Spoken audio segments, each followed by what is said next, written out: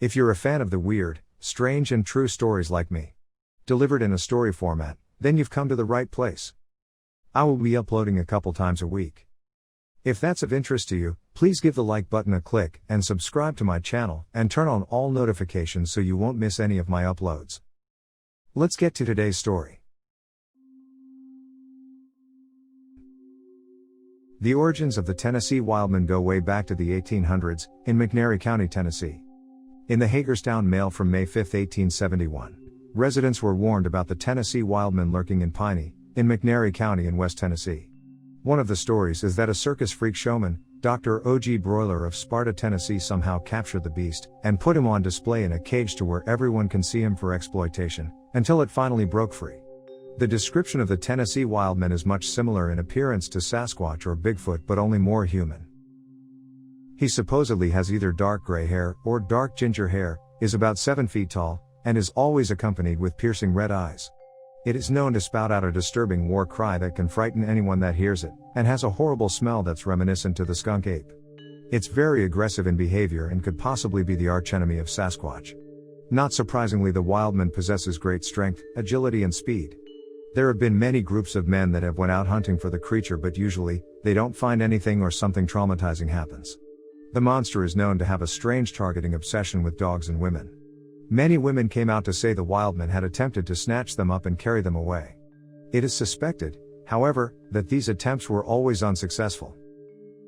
Here are 2 cases of the Tennessee Wildman. Case 1. The latest known Wildman sighting took place over 20 years ago near Elizabethton, Tennessee. Rob Phillips, along with his cousin Randy Sparks, were on a night hike to Watauga Cliffs on a Saturday night in 1997. Through the rain, they noticed something strange in the forest. Everything had become completely silent. The sound of a snapping twig broke the silence, followed by a horrible inhuman scream unlike anything the hikers had ever heard before. It was not a human sound or an animal sound. The men fled separately through the darkened woods, with Phillips soon finding safety behind a tree. It wasn't long after that he spotted the Wildman. He noticed a large being some 20 feet up in a tree and about 15 feet in front of him.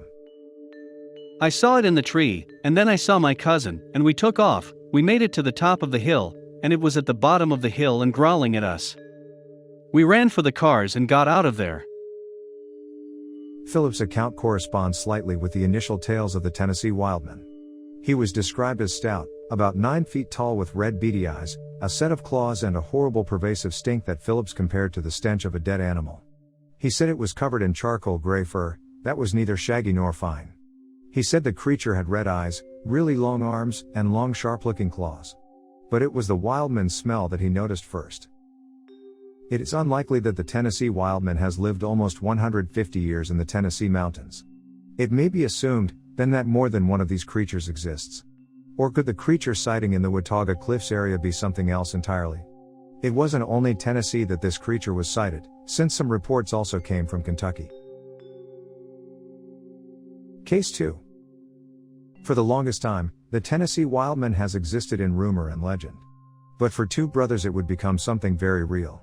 Just west of Knoxville, Tennessee, near the small town of Rockwood, Dr. Frank Epperson and his younger brother Mark Epperson would have an encounter with the Tennessee Wildman. When they were younger, their mother, who is a Cherokee Indian, would talk of the Tennessee Wildman, and tell them not to play or go into the woods. One night, in December 1981, after a long day's work, the Epperson brothers were at their mother's mountain cabin settling in for a Sunday supper. The mother started talking about a predator on the loose, and how dogs had come up missing, and were found dead and half-eaten. When all of a sudden, around 7 p.m. their dogs started barking violently, and they heard loud noises outside of the house like something had fallen over. The brothers thought someone was messing around the cabin, and they decided to go out and investigate. Frank picked up his pistol and placed it in his belt, while Mark picked up a flashlight, and they both walked out the front door. Frank thought they were going to confront a thief or a prowler. Frank went around the left of the property while Mark went to the right of the house, and walked up the side of the garden and into the wood line. Mark walked up to the edge of the wood line and began to smell a very strong odor. He shined his flashlight into the woods, and all of a sudden, this creature walked into the light, and it was carrying a large dog under its right arm and clasping the dog's mouth closed with its left hand. The poor dog was whimpering and crying. In the dog's eyes Mark could see its fear. Mark was terrified and he was frozen in fear. The creature turned and ran. Mark thought of his brother because it was headed right towards his direction. He started yelling out Frank's name and running. Mark soon found Frank and told him what he had seen. About that time the creature walked into the light of the flashlight. Frank saw the red eyes of the creature first, they were so intense and bright. Both Frank and Mark described the creature as very mammoth with hair all over its body, and with long arms and claws. Frank pulled his pistol and shot the creature twice. The creature backed up and let out a deafening scream, and ran away still holding the poor dog in its hands. Frank and Mark ran back to the cabin as fast as they could. My only thought during the research of this story was, why didn't Frank or Mark try and help the poor dog get loose? If you like this video, please click like, subscribe and turn on notifications. Thank you.